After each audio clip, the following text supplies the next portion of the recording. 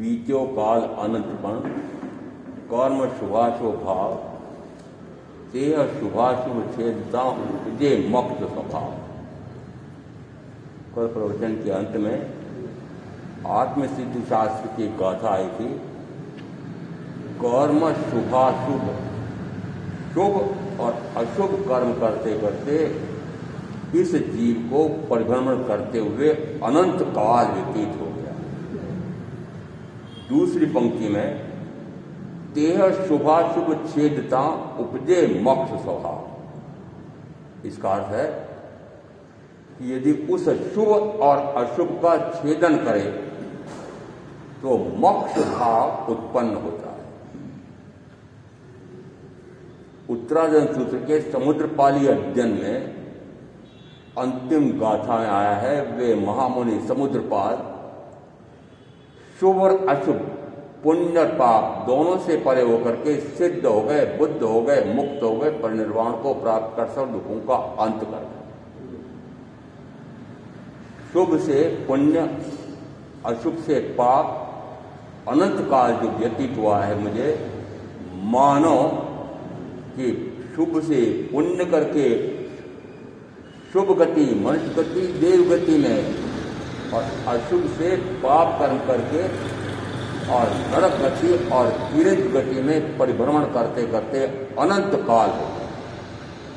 अब वो अनंत काल का परिभ्रमण का अंत कैसे आएगा कि शुभाशुभ का अंत आ जाए? तो आपकी समस्या आप जानो, परंतु मैं अपना जानता हूं।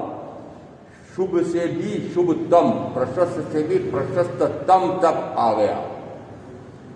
5 प्रथम पापों का 3 योग से जीवन पर्यंत के लिए पूर्णतः परित्याग का सर्ववृत्ति संयम लेते समय सौगंध लिया, प्रण किया, और अब इतने वर्ष हो गए, 20वां वर्ष चल रहा है, निरंतर 5 महाव्रतों का निर्विचार पालन करना, 5 समितियों का सावधानी पूर्वक पालन करना, और मन वचन काया को अप्रशस्त भावों में न जाने देना, और निरंतर स्वाध्याय ध्यान, स्वाध्याय। प्रथमतः 5 महाव्रतों का निरतिचार पालन, इतनी कड़ाई से पालन कि लेश मात्र भी मान लो कोई अतिचार दोष न लगे। उन 5 महाव्रतों में से प्रत्येक महाव्रत के लिए फिर 5 समितियां यदि गमन करूं तो इतनी यत्ना से करूं कि किसी भी जीव की पृथ्वी का एक, आपका एक, चौकाई, वायुकोण, वनस्पति का एक, बेंद्री, चेंद्री, चौंद्री, पंचेंद्री, किसी भी जीव के हिंसा विराधना लेश मात्र में न हो। बोलूं तो भी, वस्त्र पात्रादि उठाऊं रखूं तो भी, आहार ग्रहण करूं तो भी, और उच्छिष्ट का परिस्थापन करूं तो भी। उच्छिष्ट यानी शरीर के मुख्यतः 9 मुख्य द्वार, उनसे जो निरंतर झरता रहता है मलमूत्र सहित, इनकी परिस्थापना किस प्रकार से करे? तो कहा किसी भी जीव की हिंसा विराधना ना हो। और मलमूत्र के लिए विशेष तौर से आया है कि किसी भी जीव की हिंसा विराधना ना हो, और किसी मनुष्य को अनुकूल प्रतिकूल बुरा न लगे, उसको हानि न पहुंचे। इसका अर्थ है कि आज शासकीय नियमों के कानून के अनुसार मल और मूत्र का परिस्थापन खुले में करना कानून का अपराध हो गया है। संविधान में अस्पृश्यता का निवारण कर दिया गया है।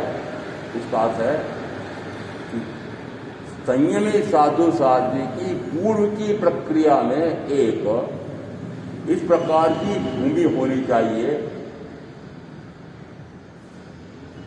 उसके लिए स्थंडिल नाम दिया है, स्थंडिल भूमि।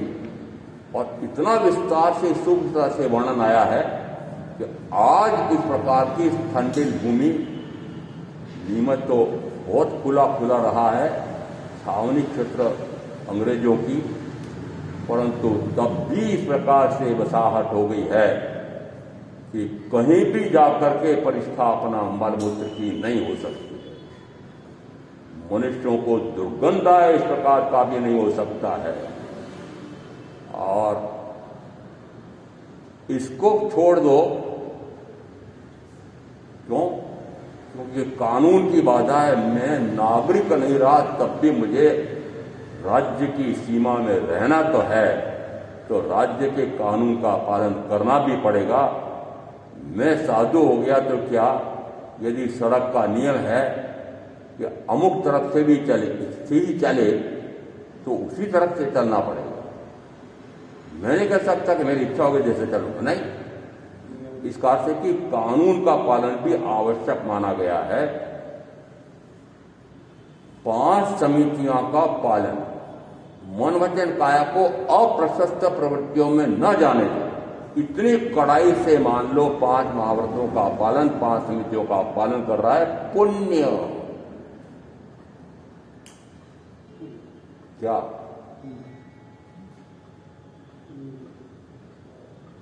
महाराज आपने आज अच्छा बता दिया, संयम लेके भी आप भी तो पुण्य बांध रहे हो। प्रशस्त से प्रशस्तम तक आ जाए, पुण्य में उत्कर्ष से उत्कर्ष तक पुण्य हो गया। देवगति के सुख खूब मिलेंगे। और मोक्ष की साधना कब होगी? शुभ और अशुभ, अशुभ में मंदतम और शुभ में अधिकतम, अशुभ में मंदतम, शुभ में प्रशस्ततम, अधिकतम, तब भी गति तो भ्रमण तो होगा ही। मुक्ति किससे? कि प्रशस्त से प्रशस्ततम, शुभ से भी परे होकर के अपने आप में मग्न हो जाए। और इसलिए विधान इस प्रकार का है। और मैंने बड़े बड़े आचार्य साधु साधियों से भी सुना है कि जो विधान उत्तराधन सूत्र की 26वें सामाचार्य अध्ययन में आया है, जिनके 4 भाग करे, प्रथम भाग में स्वाध्याय, द्वितीय भाग में ध्यान, तृतीय भाग में भिक्षावृत्ति, चतुर्थ भाग में पुनः स्वाध्याय, फिर काल की प्रतिलेखना करके और एक मूर्त शेष रह जाए तब इससे आवश्यक रूप प्रतिक्रमण करे। और फिर सूर्यास्त के बाद रात्रि का भी 4 भाग करे। प्रथम भाग में स्वाध्याय करे, द्वितीय भाग में ध्यान करे, तृतीय में निद्रा निवारण करे, चतुर्थ भाग में पुनः स्वाध्याय करे, काल की प्रतिलेखना करके और एक मुहूर्त शेष रह जाए तब 6 आवश्यक रूप प्रतिक्रमण करे। इसमें आपने लेखा किया हो तो 12 घंटे का स्वाध्याय और 6 घंटे का ध्यान। महत्व किसका आया है? मात्र 5 समितियां, 3 गुप्तियों का पालन करना। महाराज एक ही घर से आहार ले आते, मेरे का महामुनि महावीर भी आते थे। महामुनि महावीर भी एक ही घर से आहार करते। यदि जीर्ण से निरंतर भावना भारे थे कि महामुनि महावीर प्रथमतः सर्वस्व का परित्याग करने ऐसे परित्यागी, दुस्त्यज्य वस्तु का त्याग करने वाले। बहुत कठिन होता है घर बार परिवार, महल, राज घराना, महारानी का याद, और फिर सर्वत्र संयम लेना। भाव कैसा रहा कि ऐसे त्यागी तपस्वी, और उनका फिर मिलना पारना हो जाए। आगे और भाव आ रहा है, बढ़ते बढ़ते भाव कहाँ जा रहा है? वो यही मुनि अवस्था का उसी काल में अरिहंत प्रकट करने वाले, फिर सिद्धत्व को प्रकट करने वाले। इसका अर्थ है कि जिस समय अरिहंत तत्व को प्रकट करने वाले तो भाव कहाँ चला गया? अरिहंत का कैसा स्वरूप होता है? सिद्धत्व को प्रकट करने वाले कैसे कि अनंत ज्ञान, अनंत दर्शन, अनंत सुख, अनंत वीर्य, ऐसे आत्मा के अनंत गुण प्रकट करने वाले। तो उन गुणों पर दृष्टि जा रही है, गुणी पर, प्रथमता गुणी पर, गुणी के माध्यम से गुणों पर दृष्टि जा रही है। और ऐसे गुणों पर दृष्टि जाते जाते अपने आप की आत्मा का भी ज्ञान और भान, और अपने आत्मा के भी इसी प्रकार के गुण हैं, और उन्हीं आत्मा के गुणों में विहरण कर रहे हैं। और विहरण करते करते आकाशवाणी हुई, अहोदानम अहोदानम महादानम। उसी समय जीर्णसेठ का ध्यान भंग हो गया। ओहो, महामुनि महावीर का पालना तो अन्यत्र हो गया। कहानी नहीं कहना मुझे।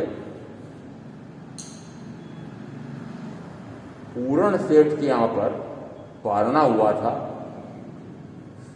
वो अपने लेखे में आज नोट गिनने में, उस समय कलदार गिनने में, स्वर्ण मुद्राएं गिनने में लगा हुआ था। और सामने एक नंग धड़ंग बाबा आके खड़ा है, भिखारी। नंग धड़ंग बाबा भिखारी खड़ा है। कौन खड़ा? मेरा नंग धड़ंग बोलते हो? हमने कहा आप कपड़े वाले श्वेतांबर? कहा मैंने कहा आगम में आया है, आचारांग में आया है कि महामुनि महावीर नग्न दिगंबर से। वस्त्र वाले नहीं, मैं श्वेतांबर हूं, शानकवासी हूं, पर मेरे तो परम आराध्य नग्न दिगंबर से मैंने कैसे वस्त्र ले लिए? नग्न दिगंबर बाबा खड़ा है। नौकर का कहा ये उड़द के भाकुले पड़े हैं, इसको दे दे।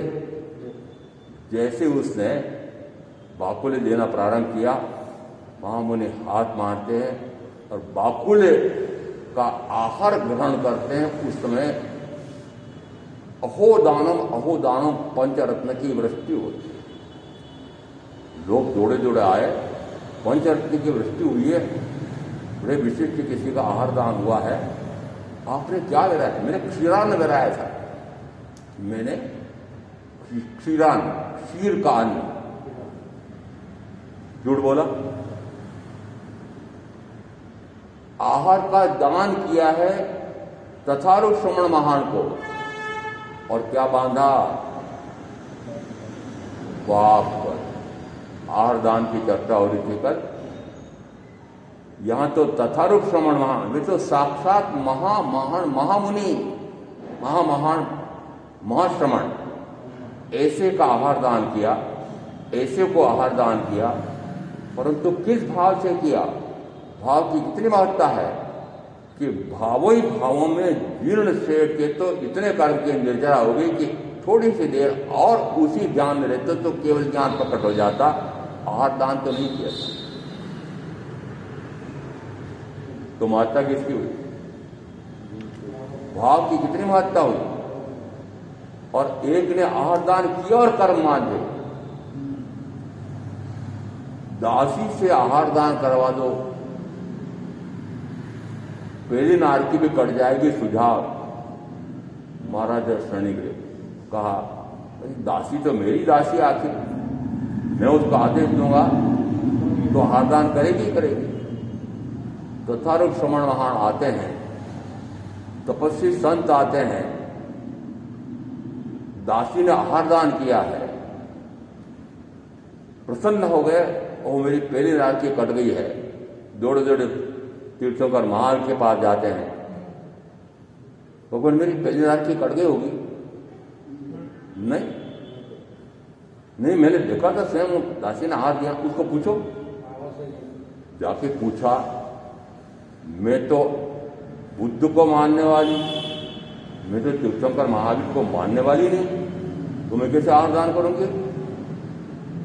मैं आहार दान कर रही थी, तब बोल रही थी ये चाटू आहार दे रहा है, ये चाटू आहार दे रहा है, मैं नहीं दे रही, ये चाटू आहार दे रहा है।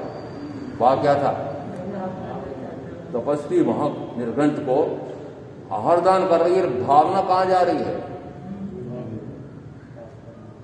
अनंत कर्म बांध लिया। गति एक बार बंद गई तो गति उस भाव में वापस बदल नहीं सकती है। सातवीं नारकी का बंध पहली नारकी तक तो आ गया था। 33 सागरोपम सातवीं नारकी, न्यूनतम हो तो भी 22 सागरोपम। और अब पहली नारकी में आ गया तो पहली नारकी में मैं अधिकतम 1 सागरोपम। और उनके मात्र कितने बचे? 21,000 वर्ष, 5वें के, 21,000 छठे के, फिर उत्तर पीढ़ी के अगली 21,000 पहले के, दूसरे के 21,000, 84,000 वर्ष बाद में अगली उत्तर पीढ़ी में तीर्थंकर होंगे प्रथम महापद में। इसका अर्थ है कि 84,000 वर्ष की उम्र रह गई। कहाँ नारकी का, साथी नारकी का बंद पड़ा था, कैसे घटाते घटाते कहाँ तक घटा दिया। आहार दान का भावों से कितना संबंध है और भावों के आधार पर कर्म की निर्जरा होती है। और 8-6 का उल्लेख किया था मैंने, 3 एक स्थानांक सूत्र, 8 से व्याख्या प्रकृति सूत्र। आगे वापस एक व्याख्या प्रकृति सूत्र के 7-1 में सूत्र 6 और सूत्र 10 तथारूढ़ श्रवणमान को प्रास्तुक और ऐष्णी आहार दान करता हुआ श्रवणोपासक जैसी समाधि उन संयमी तथारूढ़ श्रवण महान को प्राप्त है, वह वैसी समाधि प्राप्त करता है। लक्ष्य क्या हुआ, प्राप्त क्या हुआ? लक्ष्य क्या हुआ? लक्ष्य में जानता हूं आपको, एक कोई भाई या बहन आहार पात्र में डाल रहा होता है, 5, 6, 7, 8 जितने खड़े हैं उस भाई का स्पर्श कर लेते हैं, बहन का स्पर्श कर लेते हैं। तो मैंने कहा जिन जिन ने स्पर्श किया है उन सबका 32 पेटियों में हिस्सा होगा। कितनी पेटियों? 32 पेटियां जानते हैं नहीं? कल मैंने उदाहरण दिया था कि ग्वाल बाल ने कितने अहोभाव से इस प्रकार का आहार दान किया था कि उनको अगला भाव कैसा मिला कि अकूत धन प्राप्त हुआ। वो 32 पेटियां देव ला करके रख जाते हैं। मुझे पता नहीं, इन सारी बातों पर विश्वास नहीं आता है। क्या आहार इस लक्ष्य से किया था? एक ऐसा कोई व्यापारी कारखाने वाला है, हीरे पन्ने का धंधा करने वाला है, पूरे भारतवर्ष में 32 शाखाएं हैं, प्रत्येक शाखा से 1-1 लाख रुपए प्रतिदिन मुनाफे के आते हैं। 32 पेटियां हो। एक दुकानदार ऐसा है, उसका इतना बड़ा शोरूम है, 32 काउंटर लगे हुए हैं, हीरे पन्ने का व्यापार कर रहा है। प्रातःकाल वह अलंकार ले जाता है, शाम को वापस कितने अलंकार बिक गए हैं, कितना पैसा आया है, हिसाब लगाया। एक पेटी से 1 लाख, 32 काउंटर से 32 पेटियां आ गई। क्यों नहीं मानते हो कि उसके कारण से इस प्रकार का पुण्य का उपार्जन हुआ? उस पुण्य के फल से उस प्रकार से उसको अगले भाव में लाभ प्राप्त होता है। ये 32 पेटियां देव लाकर रख जाते हैं। कथा आपकी ऐसी आई, मैं क्या करूं, इसलिए बोलना पड़ता है। मैं तो वास्तविक स्थिति दूसरी बताता हूं। और क्या उनका लक्ष्य, उस ग्वाल बाल का लक्ष्य 32 पेटियों का था? उसके कारण से हुआ क्या कि तथारूढ़ श्रवण महान तपस्वी ऐसे साधु को आहार दान करने के बाद एक भाव मनुष्य का और उसी भाव में बख्श, उस पर तो किसी ध्यान नहीं दिया। 32 पेटियों का ध्यान कथानक खूब बड़े जोर शोर से बोलते रहते हैं। कल मैंने कहा 7-1 में सूत्र क्रमांक 10 में वर्णन आया है कि वह तथारूढ़ श्रवणोपासक जो आहार दान से प्रतिलाभित करता हुआ, प्रथमतः कहा सूत्र 6 में कि वह उन संयमी साधु साध्वी को जैसी समाधि प्राप्त हुए वैसी समाधि प्राप्त करता है। आगे बढ़ करके फिर क्या कर लेता है कि वह दुष्कर कार्य करता है, दुस्त्यज्य वस्तु का त्याग करता है, दुर्लभ बुद्धि का लाभ प्राप्त करता है। और दुर्लभ बुद्धि किसको कहते हैं? आत्मा बोध। और उस आत्मा बोध को प्राप्त करके वह उसी भाव में सिद्ध हो जाता है, बुद्ध हो जाता है, मुक्त हो जाता है, परिनिर्वाण को प्राप्त कर सब दुखों का अंत कर देता है। तो शालिभद्र ग्वाल बाल का पूर्व का भाव, उस क्षीरान के दान से अगला भाव मनुष्य का, और उसी भाव में सर्ववृत्ति संयम, और उसी भाव में मोक्ष। तो उसी भाव में मोक्ष का इस बात पर जोर कोई नहीं देता है। जोर ये देता 32 पेटियां आती थी, इतने धन समृद्धि थी, और यदि कोई ऐसा करोड़पति अरबपति दीक्षा ले तो नाम रखा जाता है शालिभद्र मुनि। अरे कहाँ भटक रहे हो, कैसी व्याख्याएं हो रही है, क्यों नहीं मानते हो कि उसने भव परित्य कर दिए। उस भाव में भव परित्य का अर्थ होता है, भव परित्य करना यानी भवों को अत्यंत सीमित कर दिए। कोई अर्थ उसका ऐसा भी करते हैं कि सम्यक तो प्रकाश हो गया।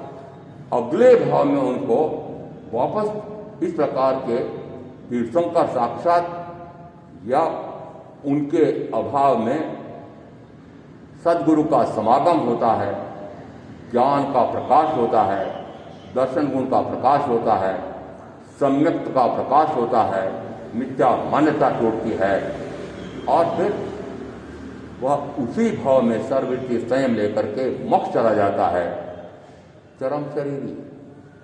अगले भाव में मोक्ष शालिभद्र। दान का फल समझ में आया, आहार दान का फल समझ में आया। जो कहते हैं कि आहार दान से पुण्य का उपार्जन होता है, यहां पूरा सूत्र मैंने दिया, 8 से व्याख्या प्रगत्य में आया है कि वह तथारूप श्रमण महान को आदान करता हुआ एकांत निर्जरा करता है, कोई कर्म का बंधन नहीं करता है। फिर कहा यदि कुछ दोष लगा करके भी दे तब भी अधिकांश तो निर्जरा करता है, और थोड़ा हिंसा और असत्य का दोष लगने से थोड़ा सा पाप कर्म का बंध होता है। इसका अर्थ है कि आहार दान से क्या हो रहा है, निर्जरा हो रही है। फिर 7:1 के सूत्र 6 में स्पष्ट आया, और वहां कहा जा रहा है कि तथारूप श्रमणमान को जैसी समाधि प्राप्त है वैसी समाधि आहार से प्रतिलाभित करने वाला श्रमणोपासक प्राप्त करता है। उस पर ध्यान नहीं, उस पर ध्यान नहीं। ध्यान क्या है? 32 पेट है, बड़ा अच्छा सौदा है। सौदा करवाना आपको व्यापारी तो सौदे करते हैं, ये ध्यान क्यों नहीं रखते हो कि ये तथारूप श्रमण महान कैसे कि इस प्रकार की साधना कर रहे हैं कि कर्म के आश्रय द्वार को बंद कर संवर में जाकर के फिर कर्म का संवर, निर्जरा और मुक्ति का उपाय कर रहे हैं। ऐसे मुक्ति का उपाय करने वाले को वो जो समाधि उपजाता है तो उसको स्वयं को भी ऐसी समाधि उपजती है। और सुख विपाक सूत्र में 10 अध्ययन आए हुए हैं सुबह कुमार आदि के। प्रथम सुबह कुमार, दूसरे नाम याद नहीं, प्रथम 4 पूर्व भाव में जिस समय आहार दान किया था उस भाव से 14 भाव में मोक्ष जाए, अंतिम 10 से अनेक भाव में मोक्ष जाए, और 6 पूर्व भाव में जो आहार दान करके आए थे अगले भाव में तीर्थंकर महावीर के समक्ष आते हैं, उनको दुर्लभ बोधि का लाभ प्राप्त होता है। प्रथमतः वे व्रती हो जाते हैं, बाद में वे महाव्रती हो जाते हैं, और 6 उसी भाव में मोक्ष चले जाते हैं। आहार दान कब किया था? पूर्व के भाव में, अगला भाव, अगले भाव में मोक्ष। समझ में आ रहा है? अगले भाव में मोक्ष। अब यहां आहार दान करने से वापस फल क्या प्राप्त हुआ? फल ये प्राप्त हुआ कि ऐसे स्थान पर आ गए कि तीर्थंकर परमात्मा की वाणी साक्षात सुनने का उनको अवसर मिल गया। अवसर 10 को मिला है, अवसर 10 को मिला है।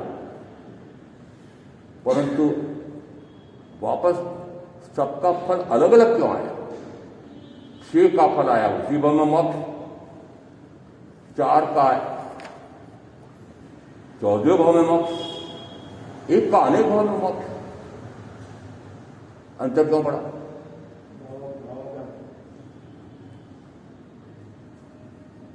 तीर्थंकर परमात्मा की वाणी या उनके अभाव में सद्गुरु का समागम पूर्व के पुण्य के फल से प्राप्त होता है, विशिष्ट पुण्य के फल से प्राप्त होता है। तो पुण्य के फल से मुझे इस प्रकार के निमित्त मिल गए। अब आगे जो पुरुषार्थ है वह कौन करेगा? आगे का पुरुषार्थ जो जिस प्रकार से करेगा उस प्रकार का फल होगा।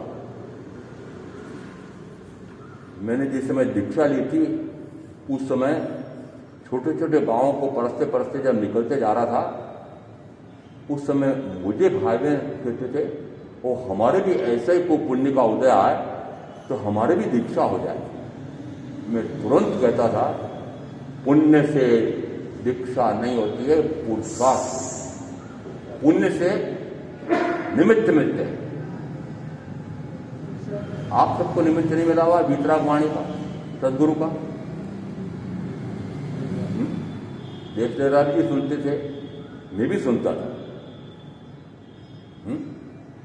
देश जयराज जी भी सुनते थे, मैं भी सुनता था।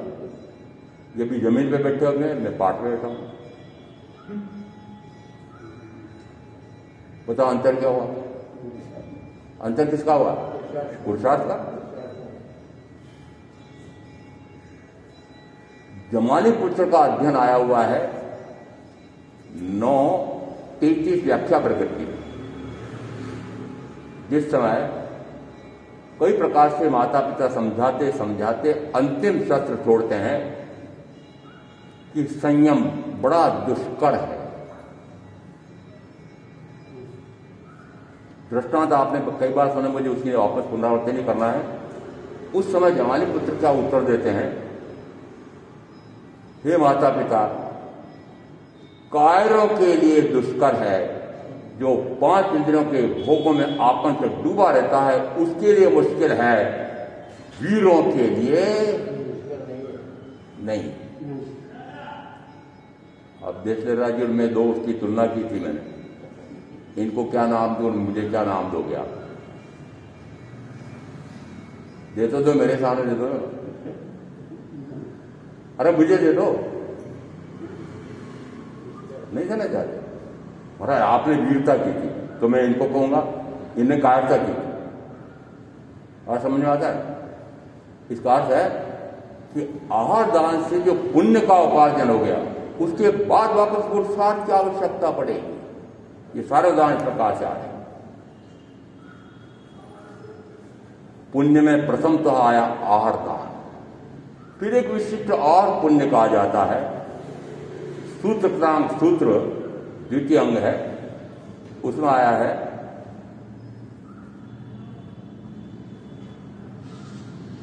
अभय दान सर्वश्रेष्ठ दान है। अभय दान के समान कोई दान नहीं। तीर्थंकर महावीर को 14 प्रकार से उपमित किया है। उसमें से एक उपमा ये दी कि जैसे दान में अभय दान के समान कोई दान नहीं है, उसी प्रकार अध्यंत में तीर्थंकर महावीर के समान और कोई नहीं। अभय दान किसको कहते हैं? एक बार मैंने भी व्याख्या सुनी थी, मैं संयमी था। एक बड़े विशिष्ट आए थे, पारणक महोत्सव था। उदाहरण देते हैं, बकरीद का अवसर है, उस समय मुसलमान बकरों का बलिदान करते हैं और मांस पकाकर खाते हैं। मैंने तो यहाँ तक कलकत्ता में करीब 15 दिन रुक करके सारी खोजबीन की थी। मात्र कोलकाता में बकरीद के समय 1.5 लाख स्वस्थ गायें, देशी गायें, उनकी कुर्बानी हो जाती है, जबकि उसी बंगाल में गायों के ऊपर पूर्णतः प्रतिबंध लगा हुआ है।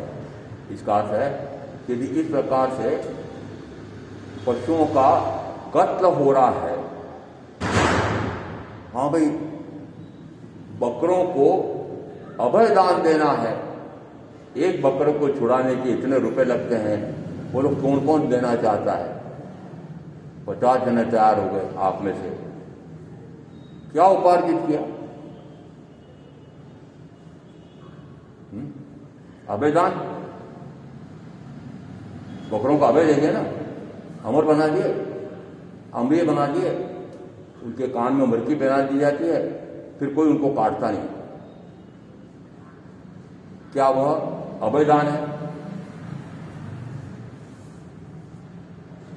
आना तो बोलो, कोई तो समझो, अभय दान है? अभय दान किसको कहा? मैं अब प्रत्युकायिक, अपकायिक, देवकायिक, वायुकायिक, वनस्पतिकायिक, गेंद्री, तेंद्री, चौंद्री, पंचेंद्री किसी भी जीव की किसी प्रकार से हिंसा विराधना करूंगा नहीं, कराऊंगा नहीं, कर्तव्य का अनुमोदन करूंगा नहीं, मन से, वचन से, काय से, जीवन पर्यंत। इसको कहा अभय दान। इसको क्या कहा? यह अभय दान है। कौन कौन तैयार? पुण्य की उपलब्धि, और यहां लिखा 9 प्रकार के पुण्य, 9 प्रकार के पुण्य। तो फिर ये अभयदान इन 9 में है कि नहीं? अरे देशराज जी जैसे लिखा है, जैसे भी लिखा है, पूछ रहा हूं कि 9 पुण्य जो यहां लिखे हुए हैं उनमें अभयदान है क्या? अरे सर्वश्रेष्ठ पुण्य तो वह है, सर्वश्रेष्ठ पुण्य तो वह है। और वह पुण्य सर्वश्रेष्ठ कैसे हुआ? कि उसके कारण से वह सर्वतीर्थ संयम प्रवज्ञा ग्रहण करता है, और फिर जिसमें साधना करता है।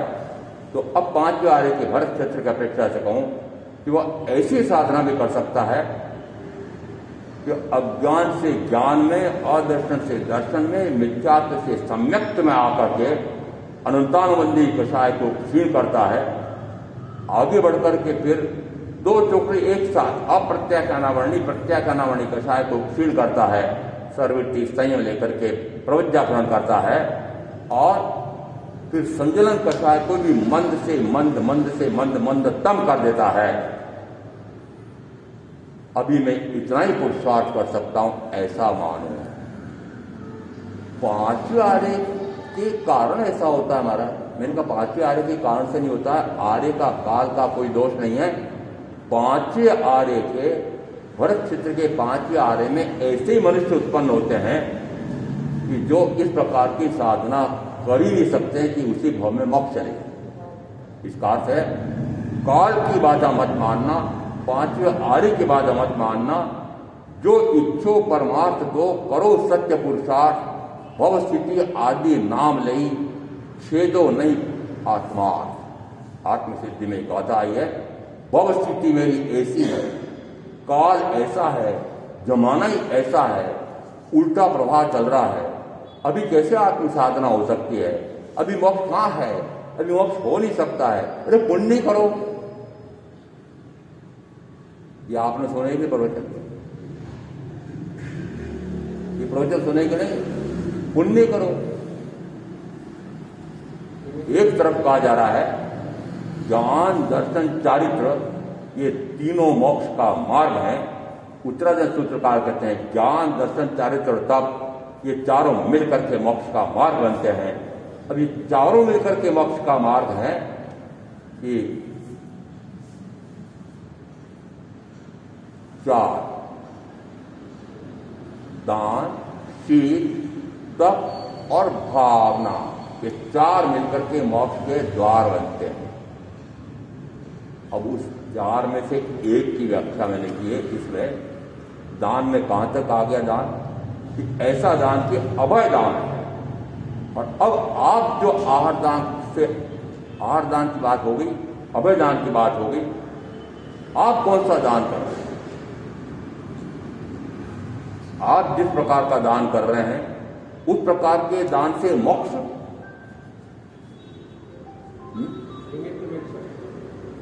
मैं तो कहता हूं पाप करके कमाई की, पाप करके कमाई की, उस पाप के धन को वापस शरीर के भोग के लिए नहीं लगा करके और किसी अन्य मूक पशु पक्षी की सेवा में, असहाय मनुष्य की सेवा में लगाया तो पाप से पुण्य में आ गए, पाप से पुण्य में आ गए। निर्जरा निर्जरा हुई क्या? पाप से पुण्य में आए हैं, अशुभ से शुभ में आए हैं। अपेक्षा से दोनों गतियों में ले जाने वाले हैं, दोनों गतियों में ले जाने वाले हैं। इसलिए व्याख्या होती है, अरे जो पाप कर रहे हो सोचो जरा, दुर्गति में जाओगे, नरक में जाओगे, तिरंज में जाओगे, दुख उठाओगे। अरे पाप की जगह पुण्य करो, बड़ा अच्छा लगता है, क्योंकि पैसा बहुत कमा रखा, धन इतना इकट्ठा हो गया है, और पुण्य करो तो कम से कम सबका सुख तो मिलेगा, मनुष्य का भाव तो मिल सकता है, नहीं मिलेगा। क्योंकि पाप का फल कितना है, पुण्य का फल कितना है, हिसाब लगाओ। पाप का अर्जन कितना हुआ है और उस तुलना में पुण्य का अर्जन कितना हुआ है, कभी लेखा करते हो? हिसाब लगाना। पाप अधिक है, पाप गहन है, पाप भारी है, और पुण्य उस प्रकार का नहीं। इसका अर्थ है कि पुण्य उपार्जन करके आए हो, उस पुण्य के फल से धन व्यापार दी सिद्धि मिली नहीं माना, मेरे पुरुषार्थ से मिली। पुरुषार्थ तो दो व्यक्ति एक साथ करते हैं, एक समान करते हैं, एक समान परीक्षा की तैयारी की है, एक समान उनका साक्षात्कार हुआ है, एक प्रकार का व्यापार कर रहे हैं, दोनों उस प्रकार की सावधानी रख रहे हैं। एक को लाभ होता है, एक को लाभ नहीं होता है या घाटा हो जाता है। अंतर क्यों पड़ा? अंतर क्यों पड़ा? पुण्य का। एक पुण्य कमा के आया था, इस काम से जिस काम में हाथ डालता उसको धन ही धन मिलता है। एक आया पुण्य करके ही, परंतु फिर वो जो कार्य करता है उसमें घाटा ही घाटा लगता है, तो पाप का फल है। सुना था मैंने कि उस समय रुई का व्यापार बहुत अधिक होता था आपके नीमच क्षेत्र में, और उस समय गोदाम से बड़े रुई की गाड़ियां कपास की भर करके आती थी। वो मात्र गाड़ी तुलवा लेते, कपास नहीं। गाड़ी खाली करो और कपास तुलाओ, गाड़ी था, पूरी गाड़ी पहले उसका वजन करा लो, फिर कपास सारा गोदाम में डाल दो, फिर गाड़ी का नाप करा लो और पैसा ले जाओ कपास। किसानों ने क्या किया? पत्थर डाल के ले आते थे, पत्थर का पैसा ले दिया उन्होंने। इतना कपास इकट्ठा हो गया, पूरे पहले अफीम का व्यापार भी खुला था, इतनी अफीम इकट्ठी हो गई, और फिर युद्ध छूट गया, महायुद्ध 1919 महायुद्ध छूट गया। अब बताओ कीमतें आसमान, अफीम की कीमतें आसमान छूटी। क्यों? युद्ध में जो हताहत होते हैं, जो घायल हो जाते हैं, उनको रोग का निवारण करने के लिए, दर्द को कम करने के लिए जो इंजेक्शन लगते हैं, गोलियां बनती है, वो किससे? अफीम से, अल्कलाइड से, वो नीमच में, और उसका व्यापारी उस समय गोदावरी स्टेट से। समझ में आ रहा है आपको कि पुण्य के प्रताप से देखो। एक बार मुझे किसी ने सुनाया, जैन देवाकर चौथमल जी महाराज साहब का लोहा मंडी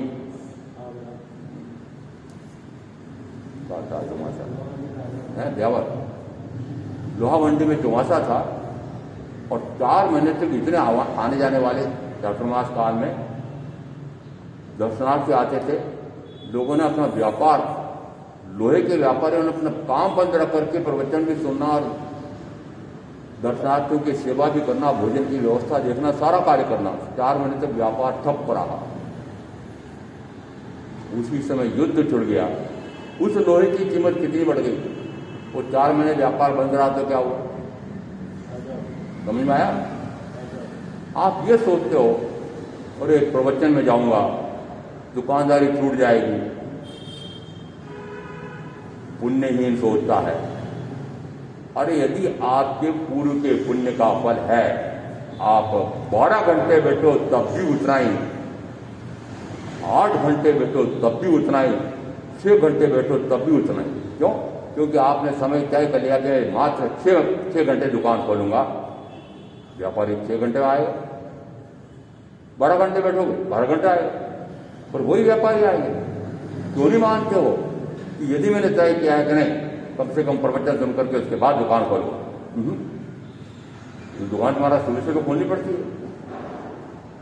क्या छोड़ा और क्या पाया? क्यों नहीं लेखा करते हो कि वीतरा वाणी सुनना अत्यंत दुर्लभ कहिए, अत्यंत दुर्लभ। 4 दुर्लभताएं उसमें मनुष्य भाव और मनुष्यता पहली दुर्लभता। चत्तारी परमंगाणी दुल्लाणी जंतुण माणु सत्तम सुई सज्जा संयममीय वीर्यम। उत्तराधि सूत्रकार कहते हैं कि 4 अत्यंत दुर्लभता से प्राप्त होते हैं। मनुष्यता, मनुष्यता के बाद में श्रवण, तीर्थंकर परमात्मा के वाणी सदगुरु के माध्यम से श्रवण करने का सुअवसर, स्वर्णिम अवसर मिलना, यह दुर्लभ है। अब यह आया दुर्लभ से दुर्लभतर हो गया। मनुष्यता के लक्षण प्राप्त हो जाना यह दुर्लभ। फिर वाणी श्रवण दुर्लभ, वाणी श्रवण भी हो जाए तब भी श्रद्धा कैसी है? श्रद्धा का अर्थ होता है आपकी श्रद्धा किसमें है? भोजन लाभ प्राप्त करने में है, भोजन में रस रुचि है, रस रुचि गाढ़ है क्या कि मंद है क्या कि मंदतम है कि है ही? 5 इंद्रियों के भोगों में रस और रुचि, श्रद्धा किसमें है? 5 इंद्रियों के भोगों के रस में श्रद्धा है, तो फिर आत्मश्रद्धा कहां से होगी? इसलिए कहा श्रद्धा परम दुर्लभ है, श्रद्धा परम दुर्लभ है। और श्रद्धा भी होगी। आप में से बहुत कुछ ने मारा था श्रद्धा हुई है तभी तो श्रावक तो लिया है, सामायिक कर रहे हैं, प्रत्यमण कर रहे हैं, हम सब तो कर रहे हैं। चौथा कौन सा भाई? चौथी दुर्लभता कौन सी? देशराज जी बोले, सुन लो, चौथी कौन सी है? चौथी दुर्लभता है सर्ववृत्ति संयम ग्रहण करना। महाराज क्या करें, हमारे प्रत्याखानावाणी कषाय का उदय है। आप जानते हैं कि प्रत्याखानावाणी कषाय का जब तक उदय रहता है तब तक संयम नहीं हो पाता है। उल्टा बोल रहे हो, संयम का पुरुषार्थ नहीं हो रहा है, उसको कहा प्रत्याखानावाणी कषाय को ग्रहण नहीं कर पा रहे। प्रत्याखानावाणी कषाय यानी घर बार परिवार भोग साधन सर्वस्व का परित्याग करना, यह अत्यंत कठिन है।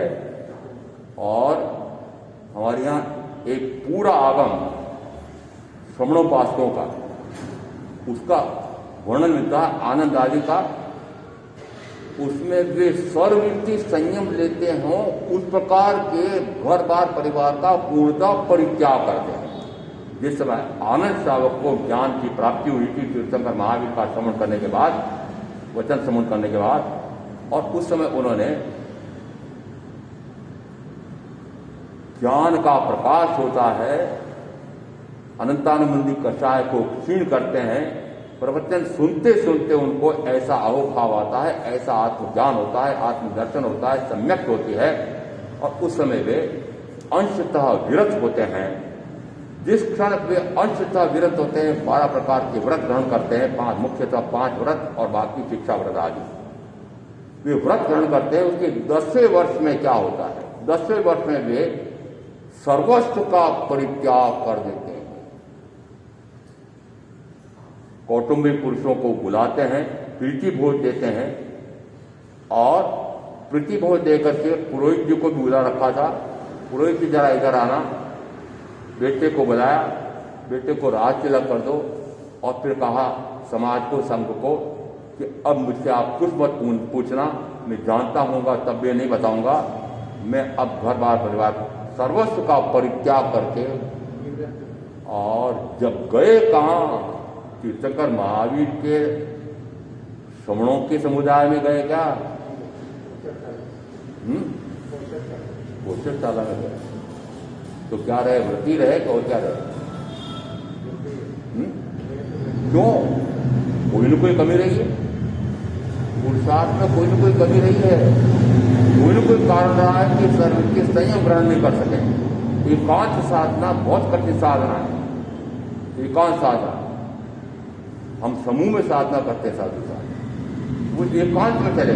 पुरुषशाला में एकांत 10 वर्ष तक तो घर में साधना करते करते और सर्विस का परित्याग करते हैं।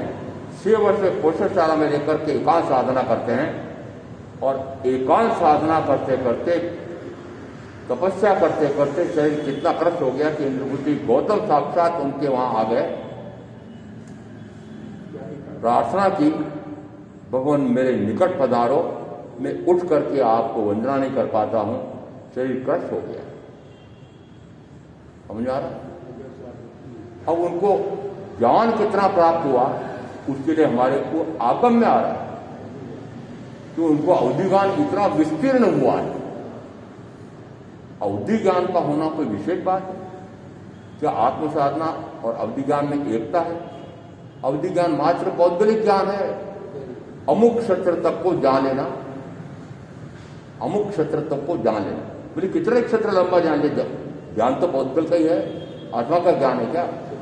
वस्तुतः उनकी ध्यान साधना इतनी उत्कृष्ट है कि निरंतर वे आत्म ध्यान में लीन रहते थे और इस कारण से उनको ज्ञान की वृद्धि कितनी हो गई, दर्शन की वृद्धि कितनी हो गई, सुख की वृद्धि कितनी हो गई और वीर गुण की इतनी वृद्धि हो गई कि हो सकता है मंदतम हो गई हो परंतु पूर्णता को प्रकट नहीं कर पाए।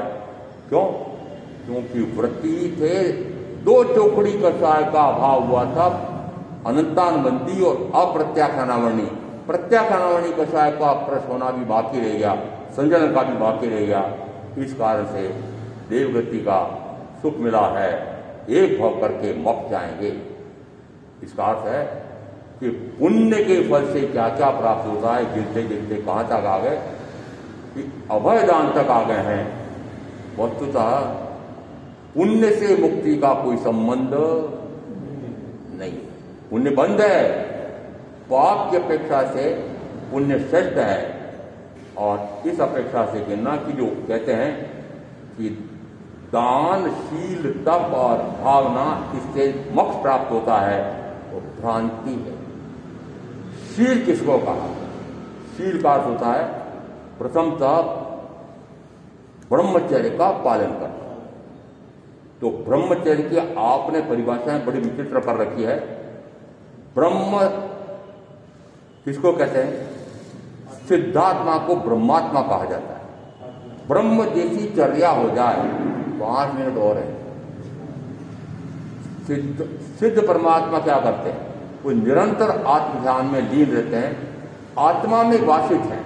इस प्रकार का ब्रह्मचर्य वास हो जाए तो ऐसा ब्रह्मचर्य में वास हो जाए, उसको प्रश्न व्याकरण सूत्र में कहा कि वह सर्व कर्म विदारक है, वह पुनर्भव से रहित करने वाला है, वह शिव सुख दाता है, शिव पद दाता है। शिव पद दाता यानी वह जैसे सिद्ध हो जाते हैं ऐसा वो ब्रह्मचर्य में वास करने वाला शिव सुख को प्राप्त कर लेता है। ऐसा ब्रह्मचर्य का फल है। वह ब्रह्मचर्य कौन सा है? वह ब्रह्मचर्य महावृत्ति का ब्रह्मचर्य, जिसमें वह अब्रह्म का सेवन 3 करण 3 योग से क्या करता है, साथ में 9 वार्षिक ब्रह्मचर्य का पालन करता है, तब तक वह पुण्य है। फिर वह समुद्र तेरा मोक्ष कैसे बनेगा कि जिसमें वह मात्र आत्मा में रमण करता है, जैसे सिद्ध परमात्मा आत्मा में निरंतर रमण करते हैं, ऐसा जैसे वह रमण करता है, उस समय कहा जाता है ब्रह्म में वास हो गया है, आत्मा में वास हो गया है। जैसे वो आत्मा में ही वास करता है, ब्रह्मात्मा में ही वास करता है। सिद्धात्मा के स्वरूप में जैसे सिद्धात्मा मग्न रहते हैं, उनके माध्यम से अपने आप में मग्न रहता है, उस समय कहा जाता है वह ब्रह्म में वास करता है, वह सर्व कर्म विदारक है, पुनर्भव से रहित करने वाला है और शिव सुख दाता है। ऐसा वो ब्रह्मचर्य, वह शील निश्चित रूप से मुक्ति का दाता है, परंतु मात्र यह मैथुन सेवन का त्याग करना, ये पाप से पुण्य में आना। 5 इंद्रियों के भोगों में मनो के मिलने पर रति अरति का भाव होता है और रति अरति को छोड़ करके वो विरक्ति में जाता है, तो विरक्ति का अर्थ होता है रति और अरति दोनों पाप है, विरक्ति पुण्य है, उसे आगे बढ़ेगा। जिस समय वह आत्मा में वासित होता है उस समय वो मोक्ष का कारण बनता है, अन्यथा तो वह पुण्य का कारण बनता है। तो वह जो दान और शील, ये कहा कि इससे मोक्ष प्राप्त होता है, वस्तुतः वह मोक्ष का कारण हो सकता है, परंतु मोक्ष प्राप्त होता है ऐसा मानना मिथ्या है। ऐसा तत्व का स्वरूप समझ कर में आप जो साधना करेंगे उनका वह कल्याण होगा। ओम शांति। गुरुदेव क्या गया चत्तारि मंगलाम अरिहंता मंगलाम सिद्धा मंगलाम साहू मंगलाम केली पणत्व धम मंगलाम चत्तारि लुगुत्तमा अरिहंता लुगुत्तमा सिद्धा लुगुत्तमा साहू लुगुत्तमा केली पणत्व धम लुगुत्तमा चत्तारि सनपवज्जामि अरिहन्ते सनपवज्जामि सिद्धे सनपवज्जामि साहू सनपवज्जामि केली पणत्तम धम्मम सनपवज्जामि। चार मंगलिक, चार उत्तम, चार चरणा और चरणा नहीं कोई भव्य प्राणी याद रे तो अमर